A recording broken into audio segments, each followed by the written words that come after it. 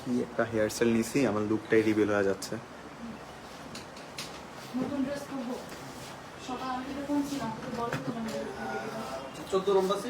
কি ব্যাপার, এতক্ষণ ধরে লাইভে জয়েন করলাম, এখন পর্যন্ত কেউই দেখতেছেন, এটা কোনো কথা?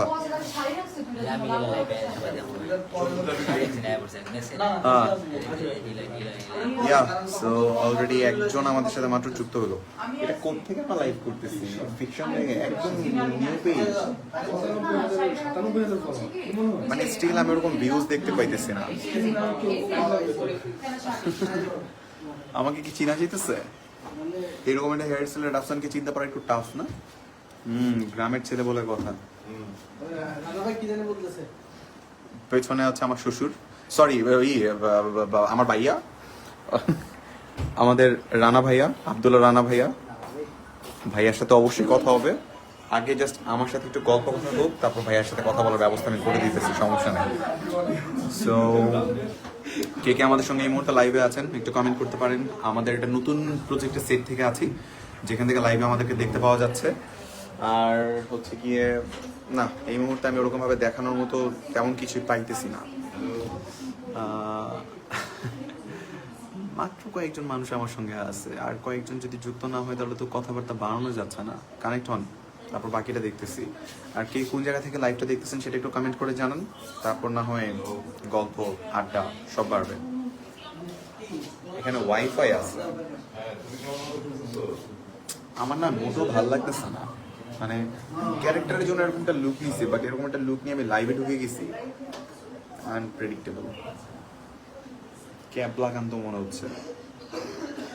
হাই রাফসান ভাইয়া, কেমন আছো? আলহামদুলিল্লাহ ভালো আছি। মোশারফ, আমার বাসা কোথায়? আমার বাসা হচ্ছে উত্তরাতে।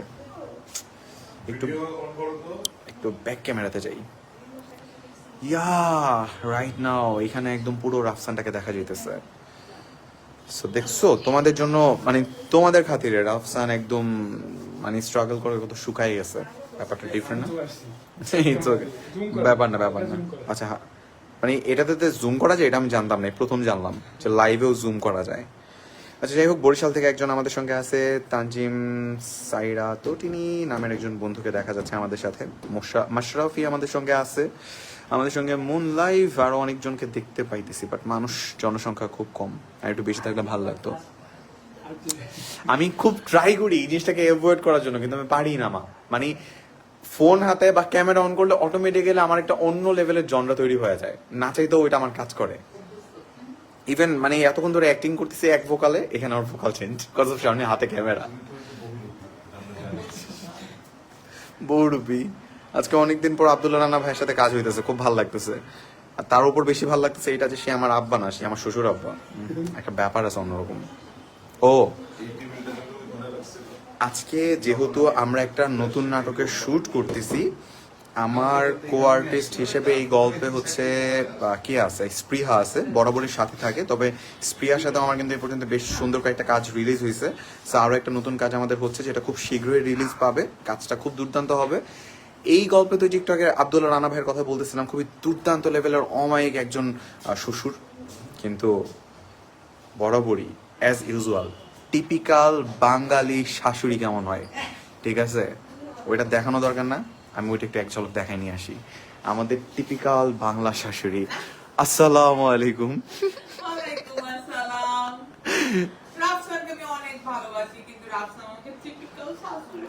হ্যাঁ, বাড়িতে যখন মেহমান আসে তখন হচ্ছে শাশুড়ির এরকম ভদ্র আচরণ দেখায়, যাওয়ার পরে কয় গরমোস এটা লইছিলি কেন বাড়িতে, এই হইছে সেই হইছে, কত কিছু শুরু হয়ে যায়। ইনিও কিন্তু তার ঊর্ধ্বে নন, তিনিও এরকম একজন দরজাল শাশুড়ি। আমারে ছোট লোক বলতে বলতে পুরো ছোট বানিয়ে ফেলাইছে। ও ফকিনীর বাচ্চা বলতে বলতে মানে গরিব বানিয়ে ফেলাইছে। আর সেটা কেমনে বানাইছে ওটা দেখার জন্য অপেক্ষা করতে হবে, কারণ আমাদের নাটক খুব শীঘ্র রিলিজ হইতেছে। এবং শাশুড়ির অত্যাচারে আমার শ্বশুর ব্যাগটেক গোছায় বাড়ি ছেড়ে চলে যাওয়ার প্ল্যান করতেছে। এই দেখেন গাঠি বস্তা গোছাইতেছে, থাকবে না এই ঘর, আর হবে না, শেষ। আব্বা কত দূর যাবেন একটু বলবেন? ও শ্বশুর আব্বা কত দূর যাবেন ব্যাগটেক গোছাতে শাশুড়ির সাথে রাগ করে? দেখি কত দূর যাওয়া যায়। আচ্ছা যাই হোক, আমরা কিন্তু এই মুহূর্তে হচ্ছে প্র্যাঙ্কিং কি জানো, আমি বারবার পেজের নামটা, হ্যাঁ প্র্যাঙ্কিং ফিকশনের পেজ থেকে লাইভে আছি। সো যারা এই মুহূর্তে আমাদের সঙ্গে লাইভে আছেন অবশ্যই যেটা করতে হবে একটু কমেন্ট করতে পারছেন, অবশ্যই একটু জানাতে পারছেন কাজগুলো কেমন উপভোগ করছেন। রিসেন্টলি কিন্তু আমাদের বেশ কিছু কাজ বঙ্গতে যাচ্ছে, যদি এখন পর্যন্ত আমার কোনো প্রজেক্ট সেখানে যায় নাই।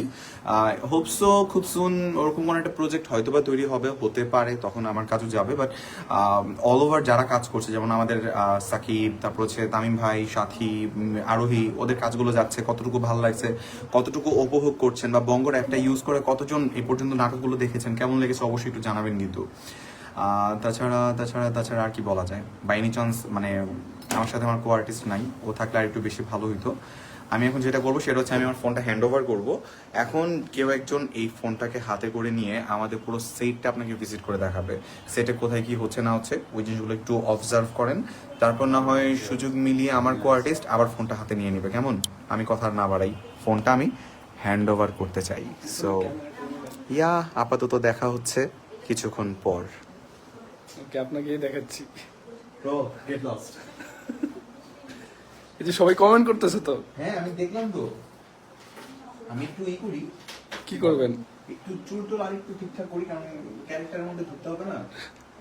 মানে লাইক রাফসানকে কেউ কোনদিন এরকম রূপে দেখছে, মাঝখান দিয়ে স্মৃতি করে ক্যাবলার মধ্যে সে ঘুরে বেড়াইতেছে, ব্যাপারটা আছে। মানে আপনি তো এখন আমার ইম্বারেসিং সিচুয়েশনে ফেলতেছেন ভাই, একটু হিরোইজম পোজ মারতে চাইছিলাম, এমনি করে ক্যামেরা ধরে মারা যায়নি ভাই। মানে ধুর মিয়া। মারতে থাকেন।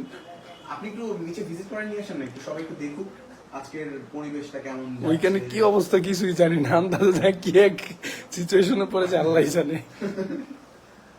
আচ্ছা যাই হোক, বিষয়টা হচ্ছে যে কি বলবো, মেঘ ভাইয়া, এই দেখো আমি ভাইয়া, একটু দূরে সেক্টরে দাও। বাইজিদ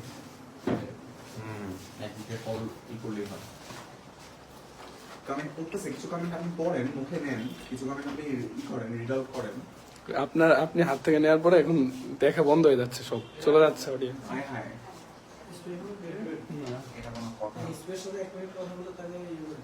হ্যাঁ তো রেডি হয় নাই। মেঘ ভাইয়া, আমাকে দেখে মনে হচ্ছে আমি গ্রামের একদম আপেল। আপেল মানে কি আপনারা জানেন? আপেল বলদ, আপেল মানে বলদ। এখন তো আপনার সাথেই যেতে হবে আমার। হচ্ছে এই মুহূর্তে আমরা আবার আমাদের জমির দিকে যাচ্ছি। আমার প্রশ্ন হচ্ছে, আপেল মানে কি আপনারা জানেন? কমেন্ট করতে পারেন সবাইকে। আসসালামু আলাইকুম, কেমন আছেন? অনেক ধন্যবাদ, আপনাকে দেখে খুব ভালো লাগছে। আসেন উপরে আসেন। উপরে আসছি, কাজে আসছি।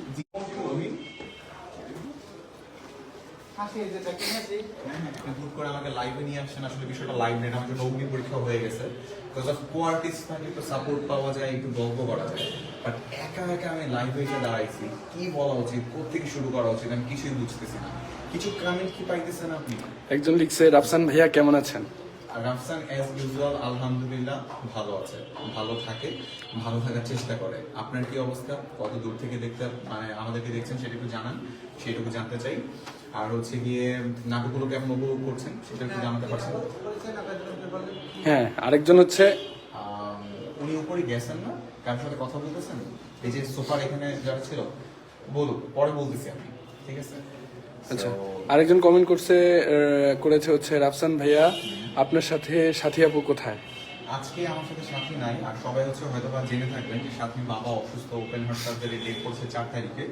সো এর জন্য আর কি এই মুহূর্তে কিন্তু মোটামুটি বেশ কয়েকটা দিন যাবত সাথে ওর কাজকর্ম মানে এই ব্যাপারগুলো থেকে নিজেকে একটু গুটিয়ে রাখছে। কারণ ও, আমি যতদূর দেখেছি আর কি, ওর বাবার প্রতি অনেক বেশি অবসেসড এবং অনেক বেশি ও এই ব্যাপারটাতে ও সিরিয়াস এবং মানে সতর্ক যেটাকে বলে অনেক বেশি এই জায়গাটাতে। সো ওর কথা হচ্ছে আপাতত যেহেতু বাবার sick, open heart surgery date করেছে 4 তারিখে, সো এখনো আদার্স কোনো দিকে মনোযোগ নাই, একদম পুরো ফোকাসড হয়ে আছে যে কিভাবে কি হবে, কতদূর কি করা যায়, কতটুকু ভালো রাখা যায়, এই ব্যাপারগুলোকে নিয়েও ব্যস্ত। সো দ্যাটস ওয়াই আজকে আমার সাথে সাথী নাই। আজকে আমার কো আর্টিস্ট হিসেবে আপনাদের পছন্দের স্প্রিয়া আছে।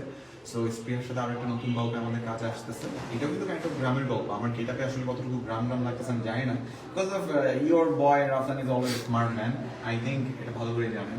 যাই হোক, একটু পাম দিতেছিলাম আর কিছু না ভাই, জাস্ট জোকস এ পার্ট। আমি এতটাও স্মার্ট না, যথেষ্ট খ্যাত, মাঝখান দিয়ে শীতে করে বেড়াই। সো আর কি বলবো, এই তো মানে আপু তো আসতেছে না ব্যাপারটা হচ্ছে প্রশ্ন করলে উত্তর দেওয়া যায়, এখন যদি প্রশ্নই না করে তাহলে উত্তর দেওয়াটা একটু কঠিন। এখন বিষয়টা হচ্ছে আমি যদি অনেক ভালো গান গাইতে জানতাম তাহলে গান গিয়ে সময়টাকে পার করে দিতাম 5 থেকে 10 মিনিট মতো। So what to do, nothing to do. এখন আস্তে ধীরে সেটের দিকে যাই, সেটের দিকে গিয়ে হচ্ছে গিয়ে কি করবো, সিনটা একটু রিহার্স করি, আপনাদের জন্য একটা নতুন গল্প কুক করি, মেক করি, তারপর সেটা আপনাদের কাছে আসবে। আর এই মুহূর্তে যদি স্প্রিয়াকে পাচ্ছি না, সো স্প্রিয়াকে আমার সাথে সিনে নেওয়ার সুযোগটা আমার মিলছে না, মানে এই লাইভে নেওয়ার সুযোগটা আমি পাচ্ছি না।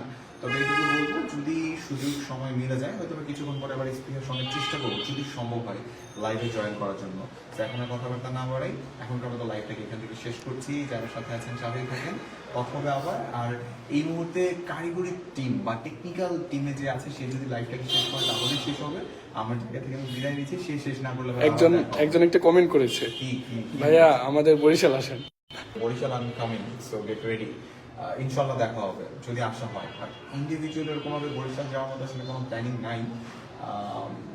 হতে পারে কখনো কোনো পারপাসে যদি যাই তাহলে ডেফিনেটলি আবার লেট ইউ নো ম্যান। সবাইকে জানাবো ইনশাল্লাহ, পুরো বরিশালবাসীকে জানাবো যে আসতেছি ভাই, বেড়াইতে আসতেছে আপনাদের শহরে, ভালো করে স্বাগত তো করতেই হবে নাকি। তো যাই হোক, আর কথাবার্তা না বাড়াই, আমি জানি আমার টেকনিক্যাল টিমে যে এই মুহূর্তে লাইফটাকে মানে ডিল করতেছে সে এনিমা আমাকে ইংলিশ করে রাখতেছে, I know him very well. So আপাতত কথা না বাড়ে আপনি যেটা করতে পারেন, ক্যামেরাটাকে ধরে নিয়ে একটু গুটি গুটি পাই রাউন্ড করতে পারেন। বাই চান্স এক্সপিরিয়েন্স যদি পাওয়া যায় ভালো, যদি না পাওয়া যায় তাহলে ভাই কিছুই করার নেই। What to say? What should I say now? I have nothing to say now. I have to move now. Please. অনেক ইংলিশ মার শেয়ার পারবো না ভাই।